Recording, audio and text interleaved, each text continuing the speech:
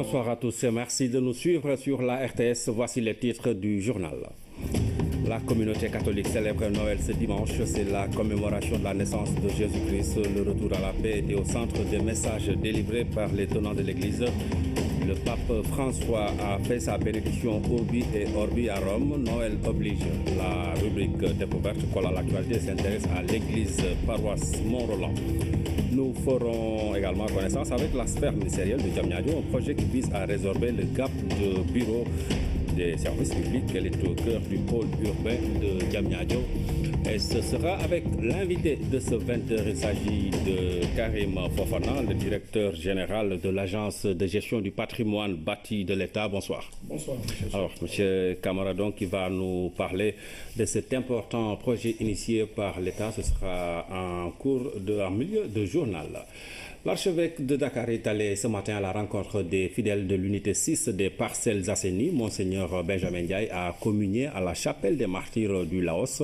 Dans son message, il est revenu sur la dimension paix et famille du Noël. Il est au micro de François Seck.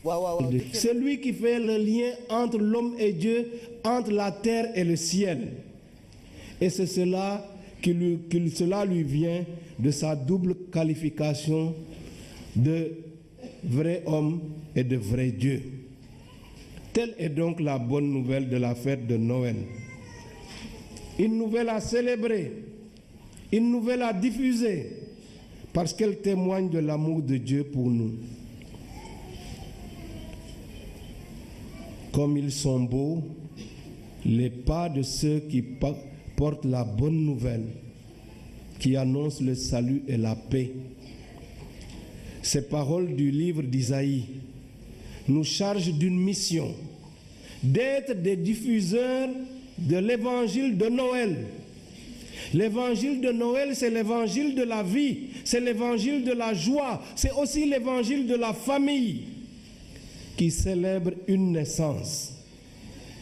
Alors avec Marie et Joseph, adorons le mystère de Dieu fait chair. Que notre prière soit une action de grâce pour tous les bienfaits reçus de Dieu, pour le don de la vie, pour l'amour donné et reçu, pour les joies et les moments de communion humaine et spirituelle, pour les papas et mamans qui se dévouent pour leurs enfants, pour tous les efforts entrepris pour bâtir une société fraternelle et de réconciliation. Mais que notre prière aussi avec Marie et Joseph se fasse intercession pour tous ceux qui sont frappés de mal vivre, qui sont désespérés, pour les malades, les victimes des accidents ou des violences aveugles. Prière aussi pour les isolés et tous les blessés de la vie. Que le Noël de l'an de grâce 2016 leur apporte réconfort et paix de la part du Prince de la paix. Monseigneur Benjamin Ndiaye, archevêque de Dakar, aux Parcelles Assainies, pour la fête de Noël. Noël qui a été fêtée un peu partout à travers le monde. Au Saint-Siège, le pape François a plaidé pour le retour de la paix dans les foyers de tension. Le patron de l'Église catholique a particulièrement insisté sur le drame du peuple palestinien. Je vous propose de l'écouter. Une population qui se trouve encore dans une situation désespérée. Il est temps que les armes se taisent définitivement et que la communauté internationale s'emploie activement pour qu'on arrive à une solution négociée et que se rétablisse une coexistence pacifique et civile dans le pays. Paix aux femmes et aux hommes de la terre bien-aimée, de la terre sainte bien-aimée, choisie et préférée de Dieu. Qu'Israéliens et Palestiniens aient le courage et la détermination d'écrire une nouvelle page de l'histoire, où la haine et la vengeance cèdent la place à la volonté de construire ensemble un avenir de compréhension réciproque et d'harmonie. Possano ritrovare unità e concordia l'Iraq, que puisse retrouver l'unité et la concorde l'Irak, la Libye, le Yémen, où les populations pâtissent de la guerre et d'atroces actions terroristes. Paix aux hommes et aux femmes des différentes régions de l'Afrique, particulièrement au Nigeria, où le terrorisme fondamentaliste exploite aussi les enfants pour perpétuer horreur et mort. Paix au Sud-Soudan et en République démocratique du Congo, pour que se guérissent les divisions et que toutes les personnes de bonne volonté mettent tout en œuvre pour entreprendre un chemin de développement et de partage, en préférant la culture du dialogue à la logique de l'affrontement. C'était le pape François dans sa bénédiction de Noël ce matin à Rome. Nous allons à présent prendre connaissance d'un communiqué du gouvernement. Il est lu par Mamadou Samambo. Oui, c'est un décret du président de la République conformément aux dispositions de l'article 8 du décret 74-11-25 du 19 novembre 1974 fixant le régime de la fête nationale et du 1er mai et celui des autres fêtes légales. Le président de la République a pris le décret numéro 2016-2038 du 25 décembre 2016 déclarant la journée du 26 décembre, donc la journée du lundi 26 décembre 2016, accolée à la fête légale du 25 décembre 2016, journée pont et férié. C'était donc là un décret du président de la République qui déclare donc la journée de demain, lundi férié. Je vous le disais dans les titres, la rubrique découverte ce dimanche aux couleurs de la fête de la Nativité. Elle s'intéresse à l'église paroissiale de Mont-Roland. C'est dans la région de Thiès, vieille de plus de 80 ans. L'église de Mont-Roland a l'honneur d'abriter chaque année le pèlerinage marial diocésain de Thiès. La rubrique découverte porte la signature de Koumba Diakhatemar. Elle est la plus ancienne des églises du diocèse de Thiès, après la cathédrale Sainte-Anne. Notre-Dame de l'Assomption est debout sur le sol de la cité religieuse de Mont-Roland depuis 1930. Ce bâtiment, donc cette église, elle a été construite et dédiée à Notre-Dame en 1930. Donc elle est vieille de 86 ans. Cela fait 26 ans que cette église reçoit annuellement des milliers de pèlerins à l'occasion du pèlerinage marial diocésain de Thiès. Il s'agit du deuxième plus grand pèlerinage catholique du Sénégal. Chaque année, depuis 1990, l'évêque de Thiès, en premier lieu Monseigneur Jacques Sarr, et ensuite Monseigneur André Gueye, qui est l'actuel évêque, convoque tous les fidèles du diocèse de Thiès, ici même à Mont-Roland, chaque premier dimanche du temps de carême. Et des milliers de pèlerins viennent des deux départements de Thiès et de Tivaouane, convoyés ici. Ensuite, des fidèles viennent aussi de toute la région de Diourbel et quelques fidèles également viennent d'une partie de la région de Fatick. Un toit en zinc qui résiste difficilement au temps, au vent et à la pluie, des poteaux au bord de la rupture, des murs fissurés. En somme, c'est un tableau peu reluisant qui accueille les fidèles à Mont-Roland. Cette église qui est en ruine, parce que délabrée, parce que vieille, parce que également victime d'un terrain qui n'est pas des plus faciles pour abriter un bâtiment solide, mais qui a quand même le mérite d'avoir fait 86 ans. Face à cet état de vétusté avancée, l'équipe pastorale a enfilé la soutane pour porter le plaidoyer. Nous avons déjà entamé depuis quelque temps une politique de sensibilisation, de collecte d'argent au niveau local sur un projet qui environne plus de 55 millions. Et grâce à Dieu, les paroissiens de Mont-Roland sont en train de se mobiliser. Mais nous sommes en train de nous confronter à un problème de temps et nous sommes inquiets. Cela nécessite en tout cas l'appui de plus d'un. en premier lieu les autorités de l'État.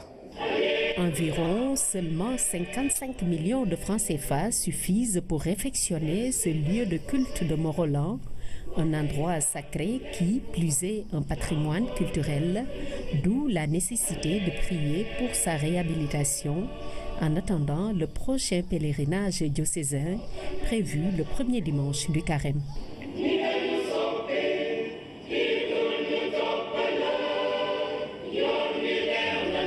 Qui nous a amené à la découverte de l'église paroisse de Morolan, c'est dans la région de Thiès. La position du Sénégal sur la colonisation en territoire palestinien est saluée par la communauté internationale à propos d'une annulation de projet par l'État d'Israël. Le gouvernement du Sénégal attend d'être saisi officiellement. Ce sont les précisions de Seydou Gueye, le ministre porte-parole du gouvernement, était l'invité de l'émission Point de vue.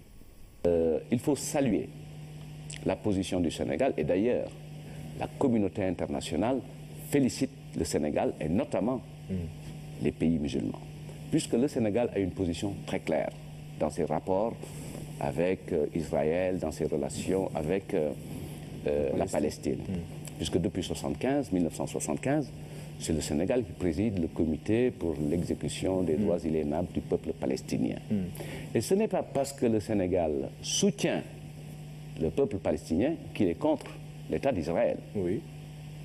Et je voudrais signaler que c'est le président Abdou Diouf qui a rétabli les relations avec Israël. Le président Ouad n'a pas changé la perspective. Et donc, en vérité, dans ses rapports avec Israël, le président Macky Sall est dans une continuité. Et notre ambassadeur qui a été accrédité au président de l'État d'Israël s'apprêtait à présenter ses lettres de créance, puisqu'il y a eu un regain d'intérêt dans les deux pays. Mais le Sénégal a tenu à être conforme à sa vision de la diplomatie, puisque la diplomatie et la politique extérieure du Sénégal se définissent ici, au Palais de la République, et nulle part ailleurs. Donc ça, c'est une position très claire. Maintenant, on entend par la presse qu'Israël a décidé d'interrompre tous les projets, mais l'État du Sénégal n'a pas encore été officiellement informé, ni officiellement saisi de cette décision. Et quand il sera informé d'une telle décision, il donnera la suite. Chaque jour, 4 à 5 femmes meurent au Sénégal des complications d'une grossesse dans le lot de nombreuses adolescentes. Et même si les indicateurs de mortalité ont beaucoup baissé, la mortalité reste encore élevée. C'est ce qui ressort de la première conférence nationale sur la santé de la reproduction. Pour les autorités, il faut accentuer les efforts au plan médical et opérer des ruptures psychosociales. Oumar Diaw. Perdre la vie en la donnant, un paradoxe. Pourtant, chaque année, à travers le monde, plus de 300 000 femmes décèdent pendant leur grossesse ou au cours de l'accouchement. 99% dans les pays en développement et la moitié en Afrique au sud du Sahara. Combien sont-elles au Sénégal? Encore chaque jour, 4 à 5 femmes meurent de complications liées à la grossesse et à l'accouchement. Et cela, malgré tous les efforts, nous ne devons pas accepter ces taux de mortalité maternelle et néonatale. Encore inadmissible parce que beaucoup de décès sont évitables. D'ailleurs, en 1992, le Sénégal, qui affichait 510 décès maternels pour 100 000 naissances vivantes, est descendu à 313 pour 100 000 naissances en 2015. Parmi les stratégies qui ont permis cette baisse, l'élargissement des soins obstétricaux d'urgence avec la gratuité de la césarienne, le recrutement de personnel, les sages-femmes itinérantes et un meilleur accès à la planification familiale. Mais il reste des efforts à faire, surtout en direction des jeunes filles. C'est les adolescentes qui paient le plus lourd tribut, avec 629 décès pour 100 000 naissances vivantes. Seules des données fiables permettent d'avoir un bon suivi de la santé de la reproduction. Nous devons nous assurer que toutes les naissances et tous les décès soient recensés de façon à pouvoir comprendre ce qu'il faut faire pour éviter de nouveaux décès, quel que soit le lieu où il survient.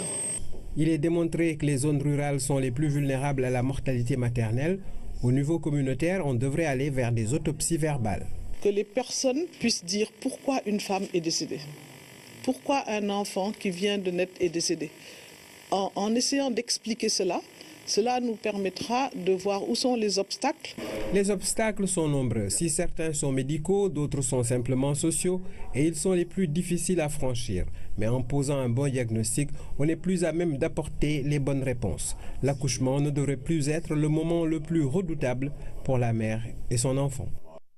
La communauté éducative du Sénégal peut bien alimenter la banque de sang du centre de transfusion sanguine. Déclaration du ministre de l'Éducation nationale à l'occasion de l'opération du don du sang organisée au lycée John Fitzgerald Kennedy. Serigne Mbaye Thiam a participé à cette activité initiée en prélude à la journée dédiée aux enseignants. C'est un compte rendu de Massamba Thiam. Acte 1 de la manifestation, cet accueil chaleureux des élèves du lycée John Fitzgerald Kennedy à leur ministre. Puis place à l'exécution de l'hymne national.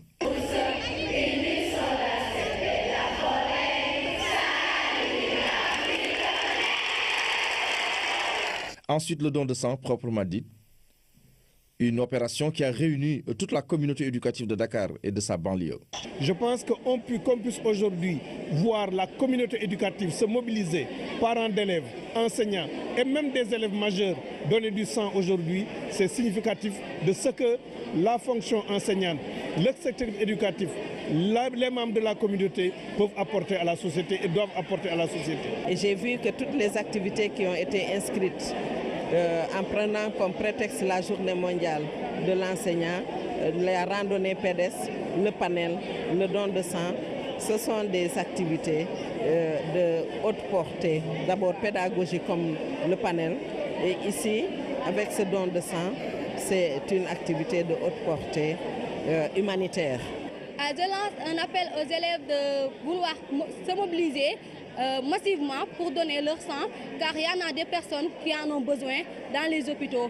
Ça peut être toi, moi ou quelqu'un d'autre demain, un parent. Cette manifestation inscrite dans l'intersection entre les deux mamelles de notre société, à savoir l'éducation et la santé, revêt un cachet particulier pour le développement du capital humain.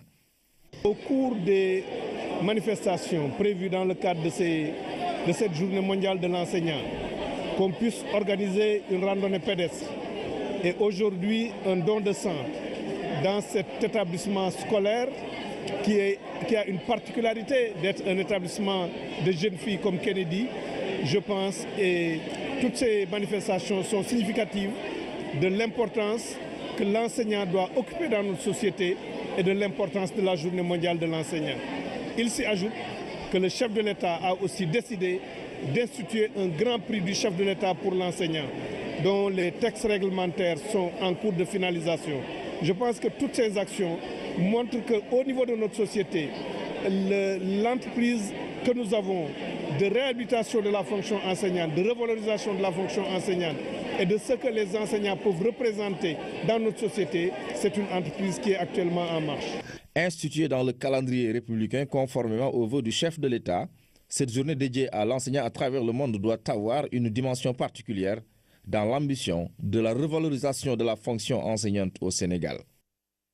Et puis je vous relis ce communiqué conformément aux dispositions de l'article 8 du décret 74-11-25 du 19 novembre 1974 fixant le régime de la fête nationale et du 1er mai et celui des autres fêtes légales. Le président de la République a pris le décret numéro 2016-2038 du 25 décembre 2016 déclarant la journée du lundi 26 décembre 2016 accolée à la fête légale du 25 décembre 2016, journée pont et férié.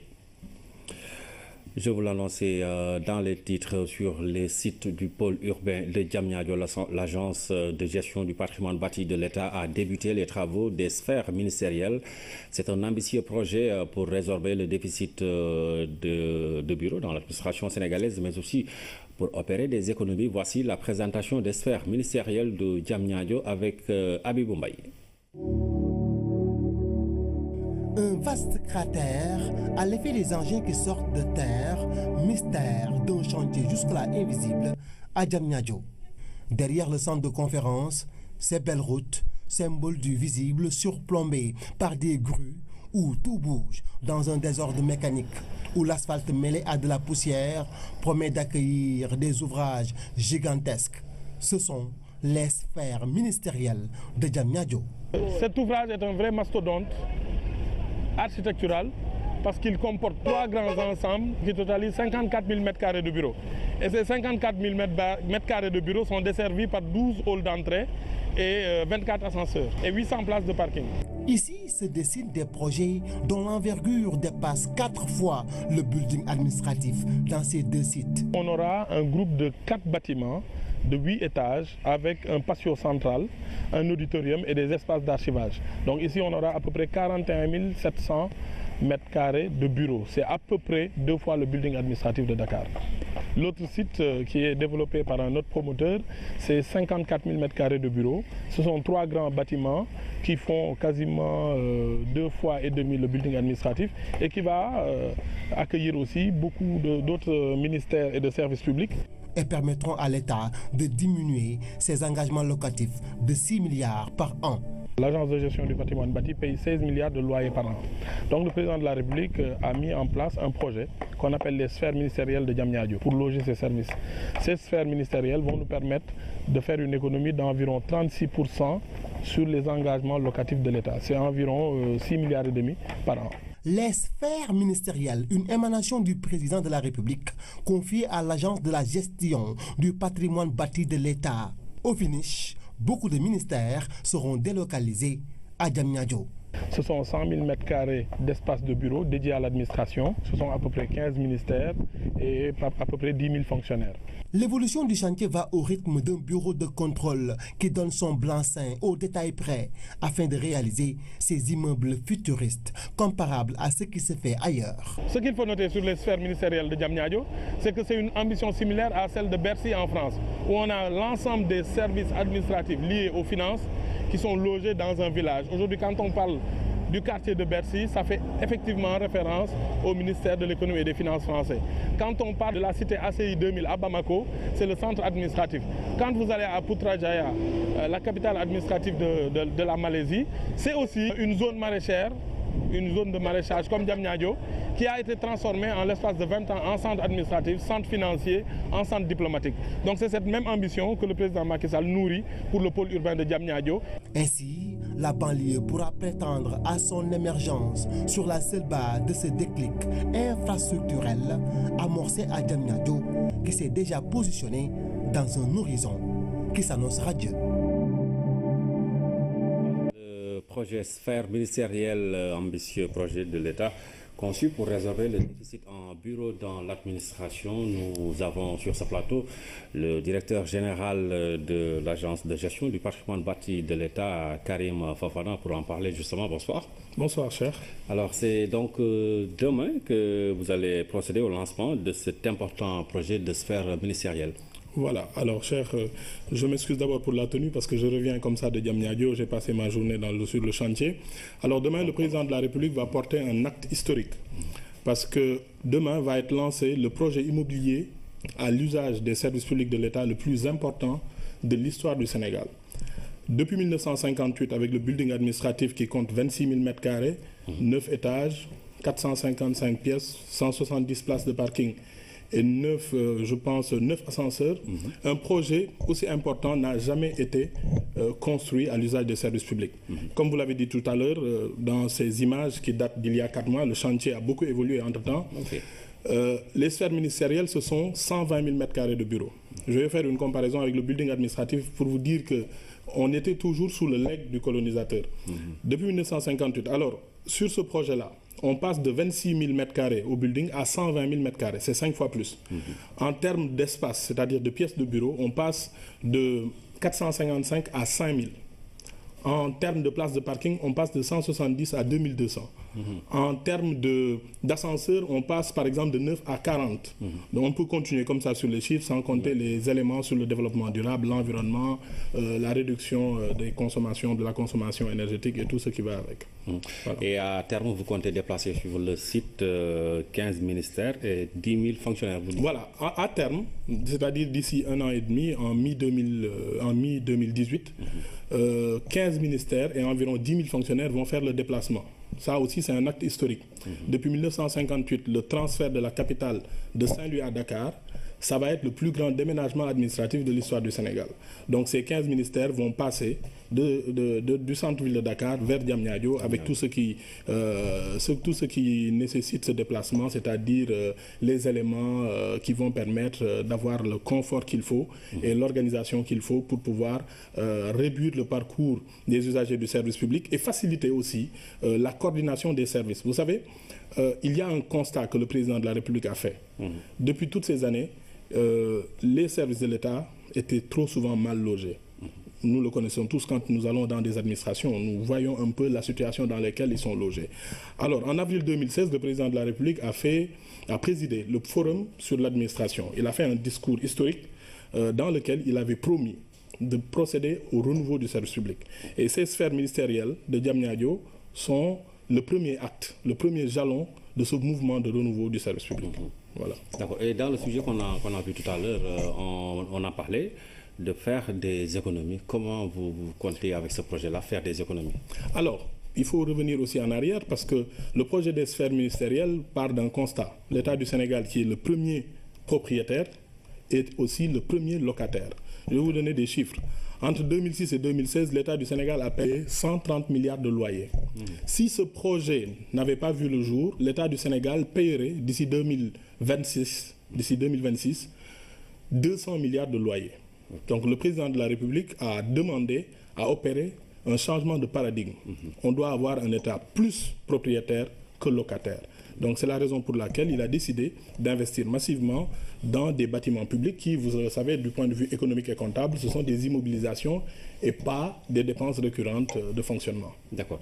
Alors on a vu une maquette assez jolie quand même, il faut le dire. Oui. Alors est-ce que vous aviez dans la construction tenu compte des aspects écologiques, de modernité pour éviter surtout certains problèmes qu'on a vus avec les constructions antérieures? Oui, au-delà de ça, vous savez, ces projets, on y réfléchit depuis fin 2013. Moi je me rappelle du premier document PowerPoint qui a été fait et qui s'appelait Pôle spécialisé.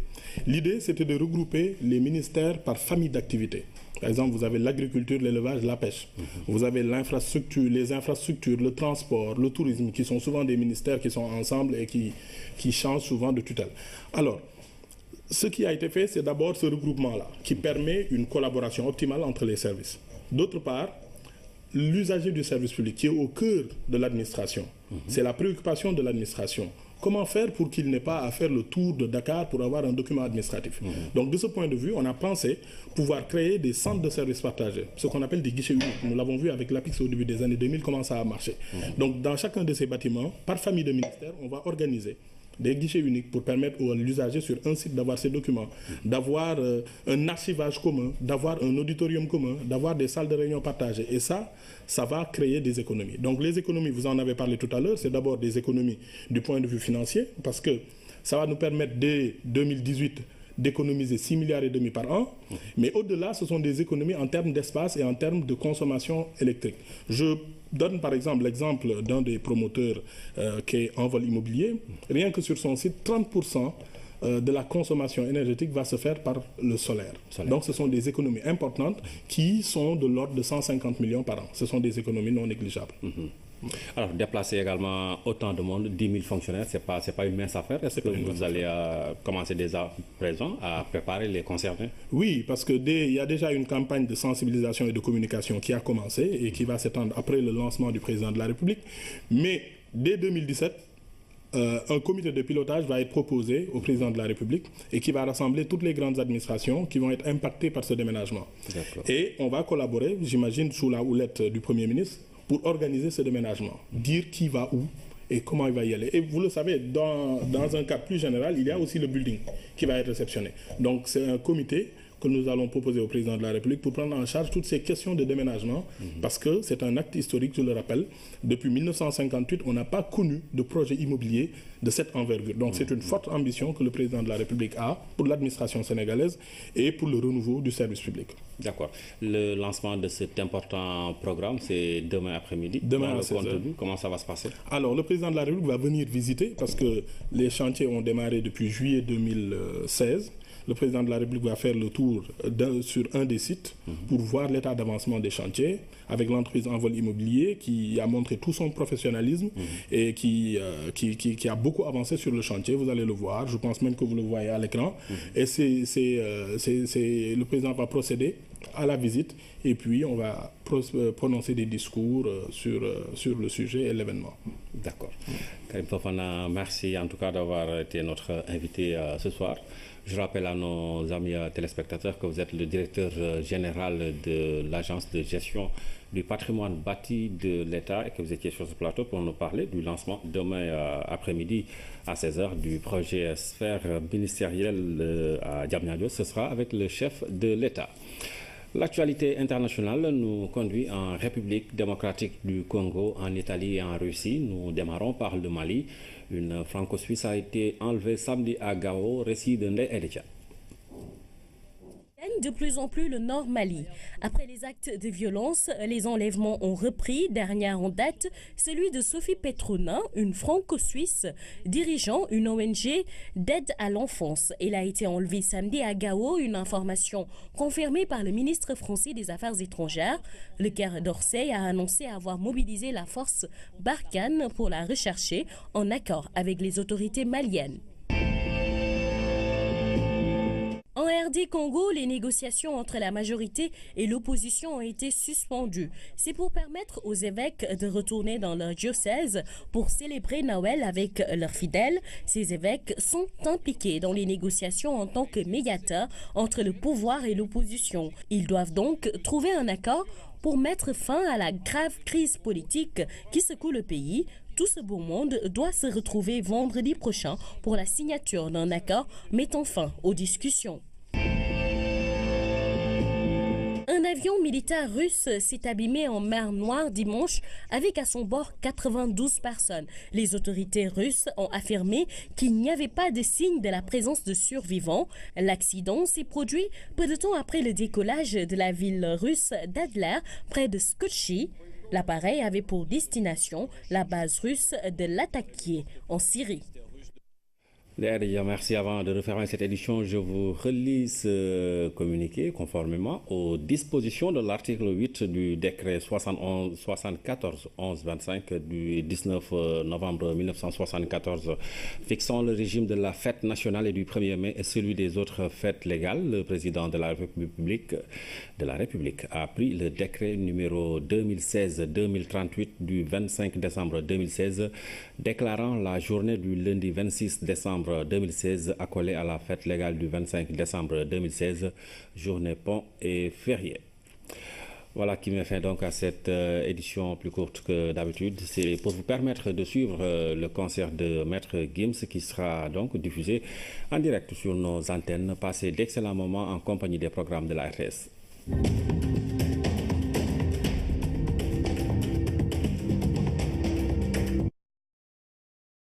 Sainte bien-aimée, choisie et préférée de Dieu, qu'Israéliens et Palestiniens aient le courage et la détermination d'écrire une nouvelle page de l'histoire, où la haine et la vengeance cèdent la place à la volonté de construire ensemble un avenir de compréhension réciproque et d'harmonie.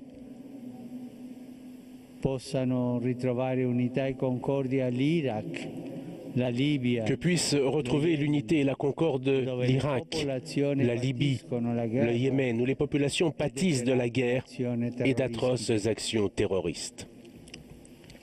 Paix aux hommes et aux femmes des différentes régions de l'Afrique, particulièrement au Nigeria, où le terrorisme fondamentaliste exploite aussi les enfants pour perpétuer horreur et mort.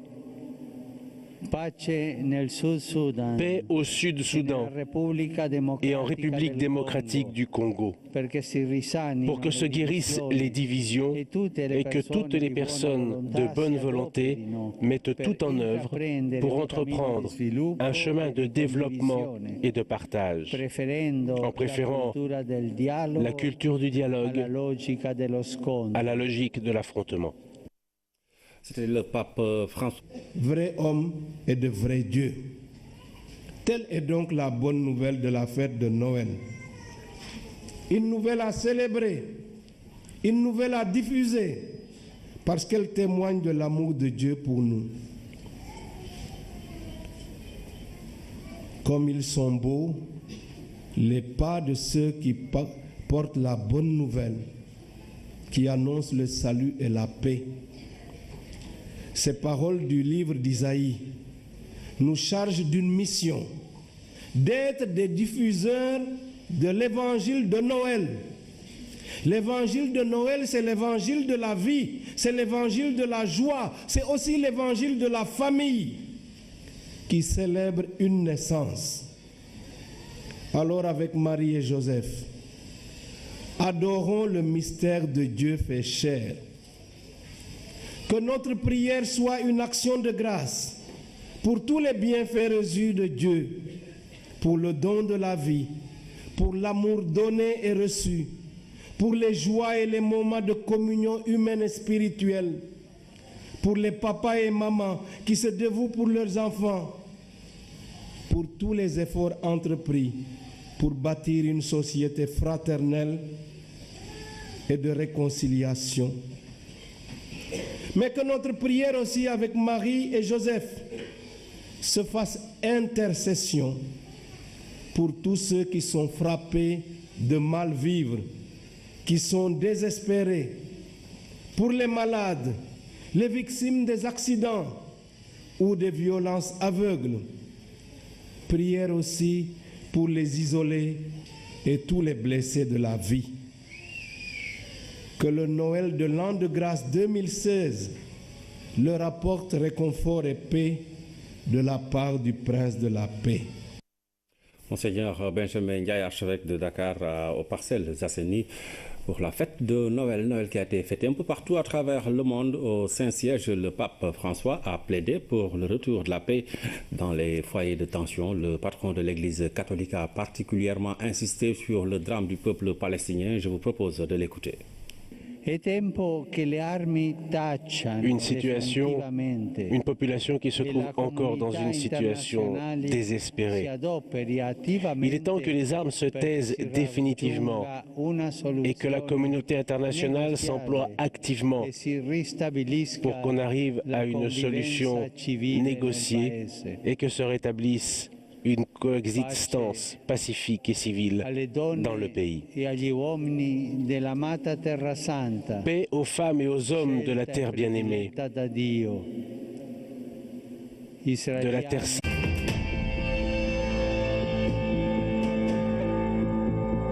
Bonsoir à tous et merci de nous suivre sur la RTS. Voici les titres du journal.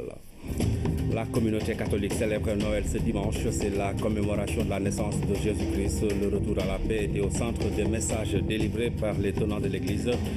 Le pape François a fait sa bénédiction Urbi et Orbi à Rome. Noël oblige. La rubrique découverte colle à l'actualité s'intéresse à l'église paroisse Mont-Roland.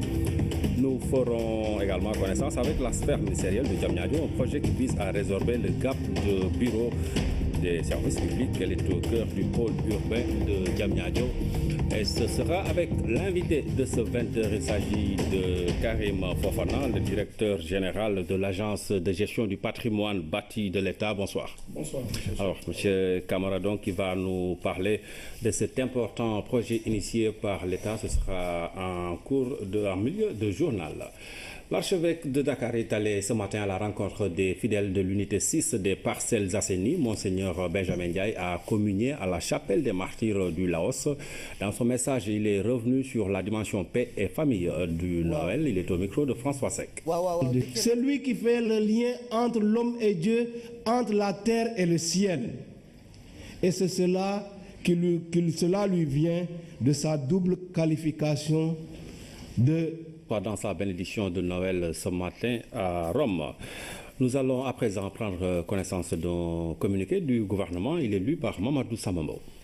Oui, c'est un décret du président de la République conformément aux dispositions de l'article 8 du décret 74-11-25 du 19 novembre 1974 fixant le régime de la fête nationale et du 1er mai et celui des autres fêtes légales.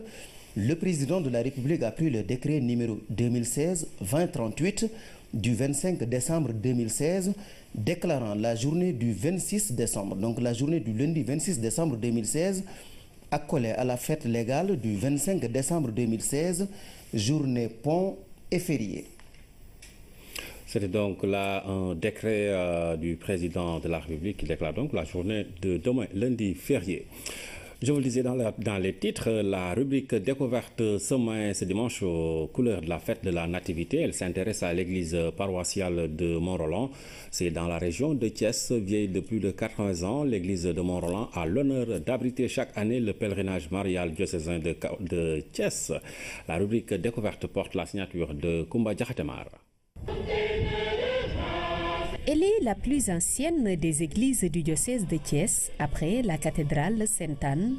Notre-Dame de l'Assomption est debout sur le sol de la cité religieuse de Mont-Roland.